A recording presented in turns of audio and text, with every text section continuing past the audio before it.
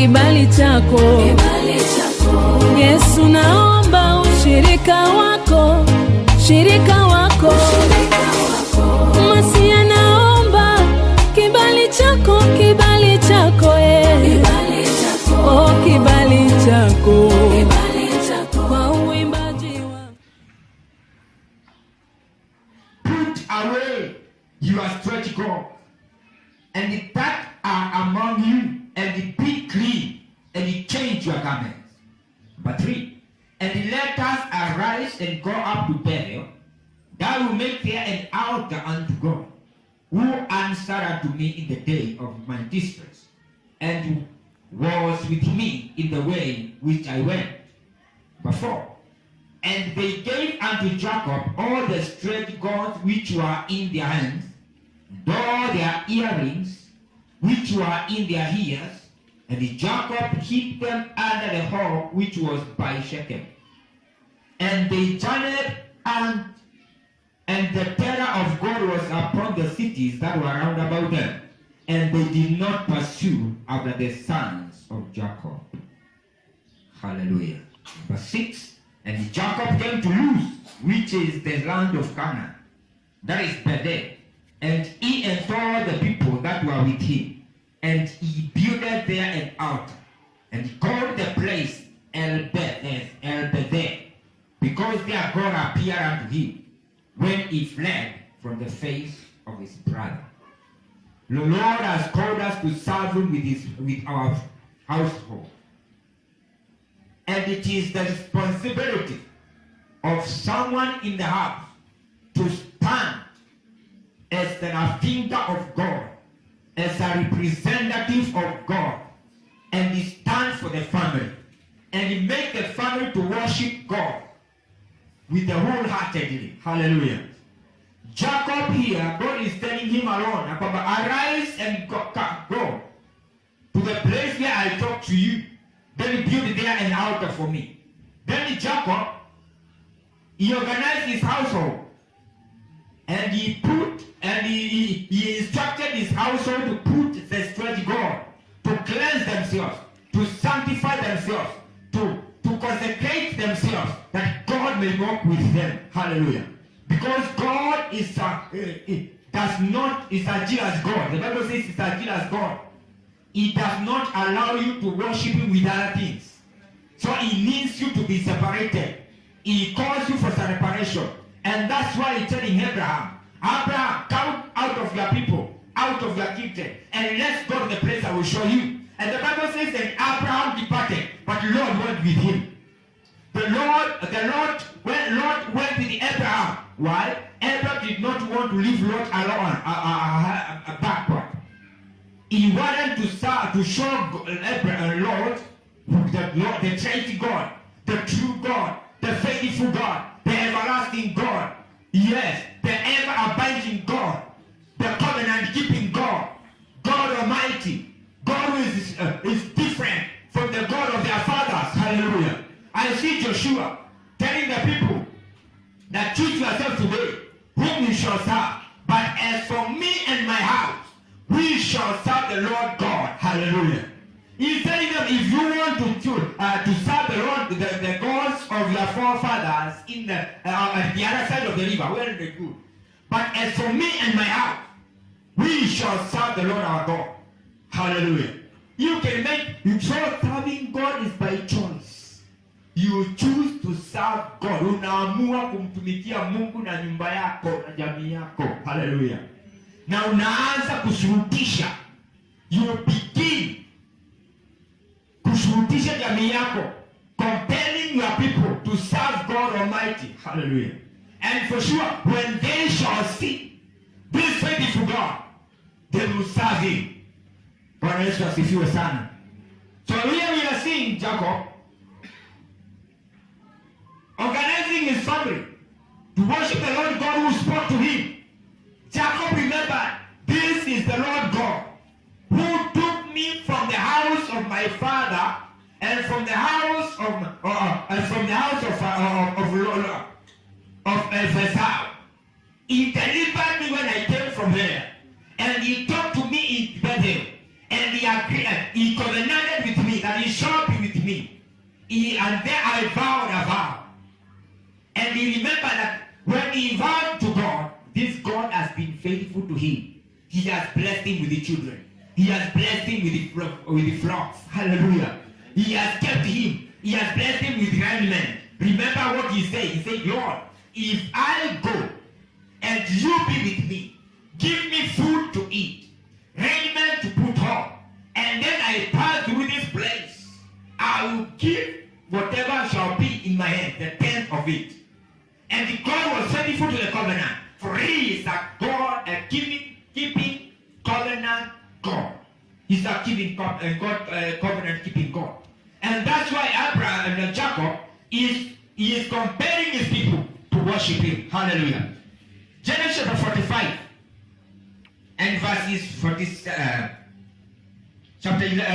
11. Genesis 45, 11. So we shall see also in 47 verses 12. Joseph now is his father. After Joseph went to be as a slave, and God was with Joseph. The Bible says that God was with Joseph, and he made everything that Joseph did in his hand to prosper. And Joseph prospered in Egypt. And Joseph is coming from jail and going to the palace. Now his people are coming there for food. Then Joseph here is telling his brothers, go and pick my father and Benjamin there. Bring my household, that I may nourish them, that I may give them food, because the famine, the drought is taking 7 years. There are more 4 to 5 years remaining. So we have to be eternally secure. So just as Joseph, he agreed, he purposed in his heart to save his family. You have to purpose to save your family in Jesus' name. Hallelujah. And your family will be saved in Jesus' name. Your household will be saved in the name of Jesus. When you read this verse, with the way it says in chapter 45 and verses 11, and there will I nourish thee, for yet there are 5 years of famine. Live thou and thy household, and whether thou hast come to poverty. Hallelujah. I pray today, you and your family will be out of poverty in the name of Jesus. Utatoka kwa umaskini na utakuwa katika umaskini tena. Yusufu anaambia jamii yake kwamba enda mchukue baba yangu mkawalete hapa, ni ili msije mkaumia na umaskini. Kumbe umaskini unaumiza. I pray that today that the Lord is delivering every one of us from poverty in the name of Jesus. There shall be divine nourishment in Jesus' name. Exodus chapter 12 and verses 26 to 27. Then we shall see so far as verse chapter 36, verses 36. Here, Moses is telling the children of Israel that tonight God is going to pass through the land of Egypt to punish the Egyptians and their gods. But here, there shall be something that you are supposed to do for you and your family to be saved. Then Moses is telling them, every family should pick a lamb and kill it and take the blood, paint upon the doorpost, that the angel of death is passing tonight through the land of Egypt. Wherever there will be a blood, there will be a Passover. Hallelujah. What is he saying? Exodus chapter 12, verses 4. Exodus 12, 4. This is what the Bible says. And if the household be too little for the lamb, let him and his neighbor next unto him house take it according to the number of the souls. Every man according to his eating shall make your account for the lamb. Everyone according to his household. Unachukua wewe na jamii yako vile mlivyo. You eat the Passover lamb, and then you take the blood, you paint upon the doorpost. So when the angel of destruction is passing by through the night, when he sees the blood, he passes over, and you and your household is saved. I declare safety upon your household this night in the name of Jesus Christ. Beginning from today, there shall not plague come into your house. In the name of Jesus. Beginning from today, I declare security and protection upon your household in Jesus' mighty name. Says, whenever you see the blood shall be a token for you. A token is reconciliation, a kind of safety. Ishara ya kukombozi kwako itakuwa ile damu itakuwa kwenye miimo ya milango. I declare today that by the blood of the Lamb of God, you and your house shall be saved, shall be delivered, shall be secured in the name of Jesus. You shall be taken out of every satanic predicament in the name of Jesus Christ. Hallelujah. And then you see also Joshua chapter 6 and verses 25. When Joshua went to Jericho, he sent people to go to Jericho to spy the land. And they met one, a Harlot called Rahab. And then Rahab took a chant. He took this chant and this responsibility to hide the people of God. Hakaangalia kwa kwamba watu sio wa kawaida. So she, by revelation, she took the people, the spies, and hid them. And as they were coming out, wanamwambia kwamba take a ribbon and he put it upon the house. Take your household, your father, and your people. Put them in the house. And then when you will come, we shall see the ribbon. We shall remember what you did to us. Then we shall save you together with your family. Hallelujah. Then Joshua is telling the people this. Chapter 6 verses 25. Joshua is saying this. And Joshua saved Rahab, the harlot, alive, and her father's household, and all that she had. And she dwelt in Israel even unto this day, because she did heed the messengers which Joshua sent to spy out of Jericho. It takes divine revelation for the safety of your people. Hallelujah. It takes divine revelation. Yani ufunuo wa kiajabu tu wa kiungu.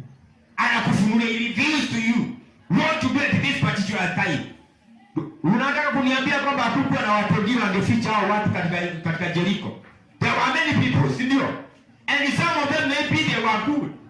But this woman, being a landlord, God revealed to her that these are not ordinary men. These are men of God. Just heed them for your tomorrow. I pray today that God will give you divine revelation for the safety of your tomorrow in Jesus' name. Amen. Hallelujah. Mungu akupatie ufunuo wa kulinda na kutunza jamii yako kesho. Kwa neema zake Mwenyezi Mungu. And the Bible says in verse 25 that when Joshua did this woman has been numbered as one of the heirs of Israel. Akachukua mahali akawa amehesabiwa katika jamii za Waisraeli. Naomba hata leo utahesabiwa katika jamii za watu wa Mungu katika jina la Yesu Kristo. That you be counted for safety. That you may be counted for deliverance. That you may be counted for redemption. When God is redeeming his people, your name should be there also. In the name of Jesus. Hallelujah. 2 Samuel chapter 6 verses 11. Somebody called Obed took the ark of covenant na akaiweka kwa nyumba yake. And for the 3 months, the house of Obed was blessed. I declare household deliverance upon you in the name of Jesus. Household blessings in Jesus' name. As you partake the covenant, as you partake the ark of covenant, as you partake the covenant of the word of God, I declare supernatural deliverance, supernatural blessings upon your family and your household in Jesus' name. Hallelujah. Obey, and he was blessed. So this morning, my brethren, you can take a chance to do something for the safety of your family. Hallelujah. Here, we have seen 3 points which make the people to be safe together with their family. 1, when you take responsibility for security of your family, it shall be safe in Jesus' name. Rahab did it, and she was safe together with her household. in Jesus' name. When you decide to build an altar for God, to serve God, God will deliver you and your family in Jesus' name. Number 3, when you take to secure the people of God. Kumbe kuna neema. There is kuna neema when you secure the people of God. Hallelujah. Amen. There is safety. Learn to secure men of God. One person, the woman of Zarephath, the Bible says Elijah went to Zarephath, and as he was there, the woman of Zarephath gave her drink, and he cooked for him. As the Bible says, for 3.5 years, this woman never felt the heat of the day. I declare from today, as you secure men of God, that you shall protect the blessings they are carrying in the name of Jesus Christ. Divine security. There was no way God could save Elijah and he leaves the woman who gave her food. It was impossible, because God is a gracious God. May you be saved together with your family in the name of Jesus. You can raise up your hands and say, Lord, I pray for security of my family. I pray for the security of my household. In the name of Jesus. Lord, as you are blessing others, I and my family, Lord, I as my household, I declare for their security and protection. In the name of Jesus. In the name of Jesus. Lord, remember my people. Lord, remember my brothers. Lord, remember my siblings. Lord, remember my parents and secure them. In the name of Jesus. Let your grace be upon my family, O Lord. Let your grace be upon my family, O Lord. My household, I pray. And Lord Almighty shall save them. And you may secure them, Lord. And you may protect them, Lord. In the name of Jesus. Lord, I pray for household deliverance, household security, household protection. In the name of Jesus.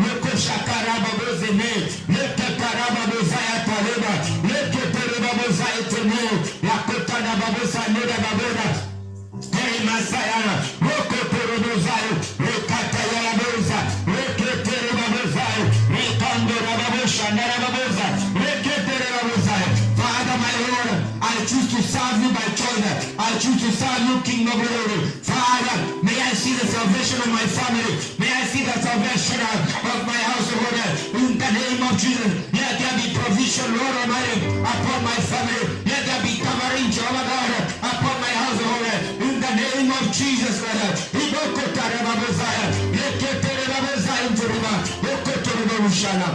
thank you, Father. Thank you, Lord. Remember